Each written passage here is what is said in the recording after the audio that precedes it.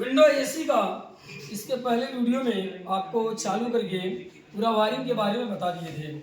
तो आज क्या है कि उमा टेक्निकल इंस्टीट्यूट में आज का जो सेशन है, इस सेशन में स्टूडेंट वन बाय वन आएंगे, स्टेप बाय स्टेप वायरिंग करेंगे। वायरिंग कर चुके हैं पहले ऑफलाइन में ही। यहाँ पर ये आउटपुट और इनपुट वोल्टेज चेक करेंगे, जिससे ये इन्हें सीख मिल सके कि किस पार्ट में प्रॉब्लम है, किस इलेक्ट्रिकल पार्ट में प्रॉब्लम है। यानी पीसीबी में दिक्कत है, कि यहाँ कंप्रेसर से दिक्कत है, कि कैपेसिटर से दिक्कत है, कि डिस्प्ले से दिक्कत है, कि फैन मोटर में है। मतलब ये आउटपुट और इनपुट वोल्टेज चेक करने से इन्हें ये सीख मिलेगा कि कहाँ पर प्रॉब्लम एग्जैक्ट है। तो उस चीज़ को ये पकड़ पाएंगे और उसे रिपेयर करने लायक वो रिपेयर करेंगे, नहीं तो उसे बदल देंगे, चेंज कर देंगे। तो आइए स्टार्ट करते हैं। और चंदन जी आ जाइए, सिस्टम को आप चालू करिए। तो देखिए ये आ रहे हैं, अभी यहाँ पर ये टेस्टिंग करना स्टार्ट करेंगे। तो अभी यहाँ से हम लोग क्या करेंगे, पावर बोर्ड से और मशीन को चालू करने वाले हैं, विंडो एसी को। चलिए चालू किया जाए वहाँ से। देखिए तो ये सिस्टम को चालू कर दिए हैं और यहाँ पर आप देख सकते हैं सिस्टम चालू हो चुका है। और यहाँ पर देखेंगे कि चालू हुआ है, डिस्प्ले में करंट आया है। अब डिस्प्ले पर यहाँ पर एरर कोड कुछ आ रहा है, E2 का एरर आ रहा है। देखिए इसके पहले वीडियो में भी E2 का एरर आ चुका था। यहाँ पर E2 का एरर आ रहा है, E1 का भी एरर आ रहा है। E1 E2 दोनों एरर आ रहा है, मतलब कि ये दोनों से कहीं ना कहीं फॉल्ट हुआ इसमें पर भी। इस पर हम लोग चेक करेंगे। यहाँ पर ये स्टूडेंट चेक करेगा कि कहाँ पर वोल्टेज इनपुट होती है विंडो एसी में और कहाँ से आउट होती है, कितना वोल्टेज कहाँ पर जाती। चलिए तो स्टार्ट किया जाए। पहले आप चेक करेंगे, हाँ, लीड वायर का वोल्टेज। पहले देखिए सबसे पहले विंडो एसी में ये जो लीड वायर है वहाँ से पावर बोर्ड से आया हुआ है। पावर बोर्ड से यहाँ पर आप देख सकते हैं ये इनपुट हो रहा है और एक बार न्यूट्रल और फेज यहाँ पर है। तो यहाँ पर ये चेक कर रहा है, ये इनपुट वोल्टेज पता चल रहा है। यह वोल्टेज चेक किए 252 आ रहा है। चलिए तो यहाँ पर ये वोल्टेज मतलब इनपुट कर रहा है इसमें। अब आउटपुट वोल्टेज चेक करेंगे ये कि कंप्रेसर पर आउट कर रहा है नहीं।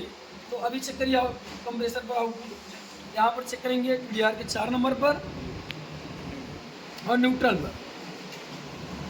तो ये नहीं आ रहा है, ये वोल्टेज नहीं आ रहा है। मतलब कि जो एसी होती है, विंडो एसी हो चाहे स्पीड एसी हो, इसमें 3 से 5 मिनट के बाद ही सप्लाई आउट होती है कंप्रेसर पर। एक TDR होता है और TDR में 3 नंबर पर इनपुट होता है और 4 नंबर से आउट होकर के ये कंप्रेसर में सप्लाई जाती है, इसके कॉमन। तो अभी आउट नहीं कर रहा है कंप्रेसर का। फैन का चेक कर लेते क्योंकि फैन, हाँ, तो फैन का चेक करने वाले हैं कि फैन देखिए यहाँ पर चल रहा है। अभी फैन पर कितना वोल्टेज प्रवाहित हो रहा है ये चेक करने वाले हैं। चलिए फैन पर चेक करिए।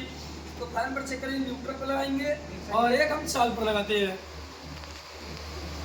देखिए यहाँ पर 251 वोल्टेज यहाँ दिखाइए। यहाँ पर 200, यहाँ पर 251 वोल्टेज बता रहा है। देखिए ये विंडो एसी के पीसीबी में न्यूट्रल ऑप्शन जो दिया वहाँ पर एक लगाए हुए हैं और एक लगाए हैं इसके चाल पर।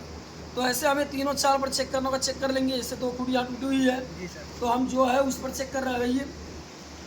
ये इसका ये इसका आउटपुट वोल्टेज हो गया फैन का, कि पीसीबी से फैन मोटर में आउटपुट कितना हो रहा है। तो जब एसी को हम चालू करते हैं कुछ सेकंड के बाद ही फैन मोटर में सप्लाई जाने लगती है, तो इस पर बता रहा है। इसके बाद हम स्विंग मोटर में चेक करेंगे वोल्टेज कितना जा रहा है। चलिए स्विंग मोटर चेक करिए। यहाँ देख सकते हैं आप, यहाँ पर स्विंग लिखा हुआ है। इस स्विंग का एक ऑप्शन हो गया फेज, यहाँ से एक न्यूट्रल हो गया। ये भी देखिए 251 बता रहा है, मतलब स्विंग मोटर पर भी वोल्टेज जा रहा है। यहाँ पर क्या होता है, विंडो एसी में कंप्रेसर, फैन मोटर और उसके बाद स्विंग मोटर, 3 मोटर होते हैं।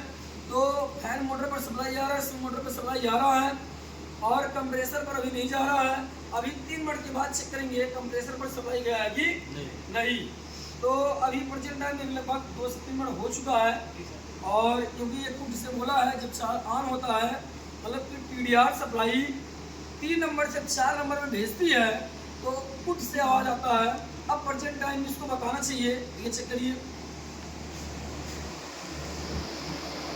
नहीं बता रहा है, तो नहीं बता रहा है। अब देखिए यहाँ पर जी अभी ये बिलिंग कर रहा था फुल मोड, अभी बिलिंग करना रुक गया है। इसका मतलब कि पीसीबी से सप्लाई आउट हो चुकी है कंप्रेसर के लिए, लेकिन तभी 4 नंबर पर कंप्रेसर नहीं, मतलब 4 नंबर पर ये सप्लाई नहीं बता रहा है। अब इसका मतलब ये क्लियर हो गया कि इस पीसीबी में दिक्कत है, मतलब टीडीआर 3 नंबर से 4 में सप्लाई नहीं मिल रहा है, तो इस पीसीबी में दिक्कत है। मतलब लड़के ने ये फॉल्ट, तो आपको क्या फॉल्ट यहाँ पता चला चुकी है? कंप्रेसर में वोल्टेज नहीं जा रहा, कंप्रेसर में वोल्टेज नहीं जा रहा, तो किसको आप दोषी मानेंगे? कंप्रेसर खराब है कि पीसीबी खराब है? पीसीबी खराब है। तो अब यहाँ पर ये क्लियर हो चुका है कि फैन मोटर सप्लाई आ रहा है, ये चल भी रहा सही है, सब मोटर में सप्लाई आ रहा है, ये भी सही है। और उसके बाद जो है ये टीडीआर में 3 नंबर में आ रहा सप्लाई, 4 नंबर से आउट नहीं कर रहा है कंप्रेसर के लिए, मतलब पीसीबी में दिक्कत है, ये डिसाइड कर चुके हैं। और यहाँ पर क्या बता सकते हैं, ये डिस्प्ले सही है कि खराब है? डिस्प्ले सही है, लेकिन डिस्प्ले में कुछ एरर कोड आ रहा है। तो डिस्प्ले में जो इनटू एरर कोड आ रहा है, किसका एरर कोड है? सेंसर का है इसका ये जी। ये सेंसर का एरर क्यों दिखा रहा है? सही कटा हुआ है, कटा हुआ है। देखिए यहाँ पर ये कटा हुआ है कॉइल टेम्परेचर सेंसर, इसीलिए कॉइल टेम्परेचर सेंसर का यहाँ पर एरर दिखा रहा है। ये क्लियर हो गया। ऐसे चेक करने पर आपको पता चल जाएगा कि आपकी एसी में कहाँ से फॉल्ट है। तो इनपुट और आउटपुट वोल्टेज चेक करना बहुत ही ज़रूरी होता है, मोस्ट इम्पॉर्टेंट है। ये हर एसी में काम आता है, चाहे विंडो एसी हो, चाहे स्पीड एसी हो, चाहे टेबल हो, चाहे आपका रेफ्रिजरेटर हो, चाहे वॉशिंग मशीन हो। इनपुट आउटपुट वोल्टेज चेक करने से पता चलता है कि पीसीबी खराब है, कि मोटर में ही प्रॉब्लम है, कि कंप्रेसर में प्रॉब्लम है। जहाँ भी दिक्कत होगी वहाँ पर ये फॉल्ट पता चल जाएगा। जैसे यहाँ पर ये क्लियर कर चुके हैं कि पीसीबी में फॉल्ट है और यहाँ पर सेंसर का फॉल्ट है, इसलिए जो है यहाँ पर E2 का एरर कोड आ रहा है। ऐसे ही और वीडियो को देखने के लिए चैनल को सब्सक्राइब करें, लाइक करें और ज़्यादा से ज़्यादा शेयर करें अपने नए दोस्तों में, कि जिन्हें अगर कहीं भी थोड़ी भी समस्या हो वायरिंग करने में या चेक नहीं कर पा रहे हैं, इस वीडियो की सहायता से वो अपने काम को आसान कर सकते हैं और अच्छा से अच्छा पैसा कमा सकते हैं, महीने में अच्छा पैसा अर्न कर सकते हैं। ये काम करके 18 से 50 हज़ार रुपया आप इंडिया में रहकर कमा सकते हैं। अगर आप विदेश जाते हैं तो वहाँ पर आप लाखों की कमाई कर सकते हैं। तो हुनर है तो आपका कदर है। जय हिंद, जय भारत, धन्यवाद।